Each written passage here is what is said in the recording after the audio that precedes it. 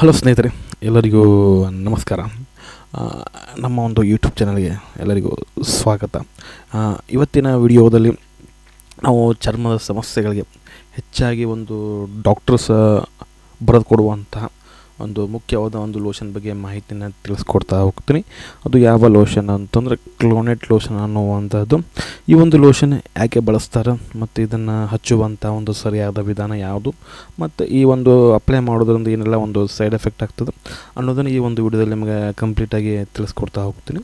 ವಿಡಿಯೋನ ಸ್ಕಿಪ್ ಮಾಡಿದೆ ಕೊನೆಯವರೆಗೆ ನೋಡಿ ಅಂತ ಹೇಳ್ತಾ ವಿಡಿಯೋನ ಶುರು ಮಾಡೋಣ.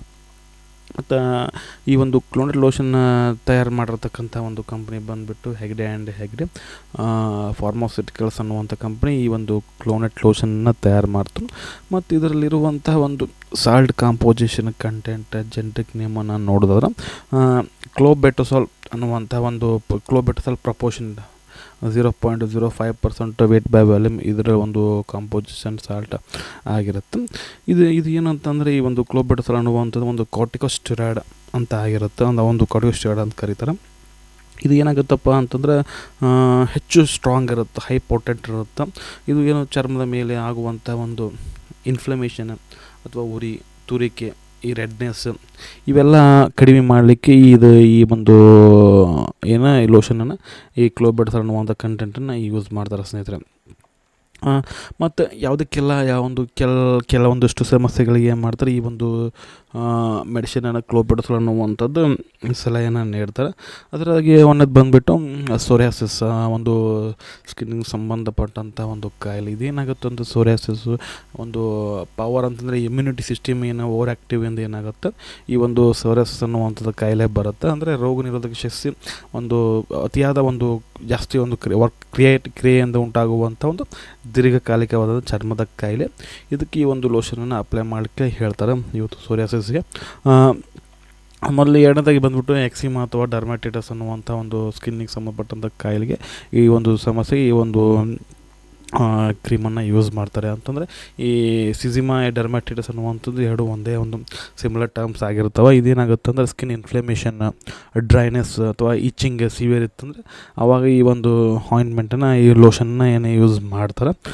ಮತ್ತು ಅಲರ್ಜಿಕ್ ರಿಯಾಕ್ಷನ್ಸ್ ಅಂದರೆ ಕೆಲವೊಬ್ಬರಿಗೆ ಏನಾಗುತ್ತೆ ಅಲರ್ಜಿ ಒಂದು ಆಗ್ತಾ ಇರುತ್ತೆ ಅಂತಂದರೆ ಈ ಫುಡ್ ತೊಗೊಂಡಾಗ ಅಲರ್ಜಿ ಆಗ್ತದೆ, ಗಾಳಿಯಿಂದ ಅಲರ್ಜಿ ಆಗ್ತದೆ, ಅಥವಾ ಯಾವುದೇ ಒಂದು ಮೆಡಿಸಿನನ್ನು ತೆಗೆದುಕೊಂಡಾಗ ಏನಾಗುತ್ತೆ ನಿಮ್ಮ ಬಾಡಿ ಏನಾಗುತ್ತೆ ಸ್ಕಿನ್ ಅಲರ್ಜಿ ಆಗ್ತಾ ಇರುತ್ತೆ. ಅವಾಗೂ ಸಹ ಏನು ಮಾಡ್ತಾರೆ ಈ ಒಂದು ಮೆಡಿಸಿನನ್ನು ಅಪ್ಲೈ ಮಾಡ್ಕೊಳ್ಳಿಕ್ಕೆ ಹೇಳ್ತಾರೆ. ಈ ಒಂದು ಅಪ್ಲೈ ಮಾಡ್ಕೊಂಡು ಆ ಒಂದು ಏನಾಗುತ್ತೆ ಸ್ಕಿನ್ ಇನ್ಫ್ಲಮೇಷನ್ ಆಗಿರ್ಬೋದು, ಈಚಿಂಗ್ ಆಗಿರ್ಬೋದು ಏನಾಗುತ್ತೆ ಕಡಿಮೆ ಆಗ್ತಾ ಹೋಗುತ್ತೆ.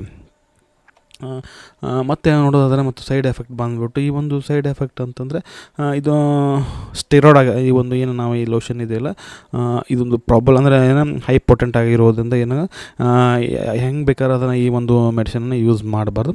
ಕೆಲವೊಂದು ಸೈಡ್ ಎಫೆಕ್ಟ್ಗಳದಾವ ಅಂತ ನೋಡೋದಾದ್ರೆ ಸೈಡ್ ಎಫೆಕ್ಟ್ ಬಂದುಬಿಟ್ಟು ಈ ಹಚ್ಚಿದ ಸ್ಥಳದಲ್ಲಿ ಏನಾಗುತ್ತಪ್ಪ ಅಂದರೆ ಕಿರಿಕಿರಿ ಅಂದರೆ ನೋವು, ತುರಿಕೆ ಇವೆಲ್ಲ ಸಾಮಾನ್ಯವಾಗಿ ತಾತ್ಕಾಲಿಕವಾಗಿರುತ್ತವೆ.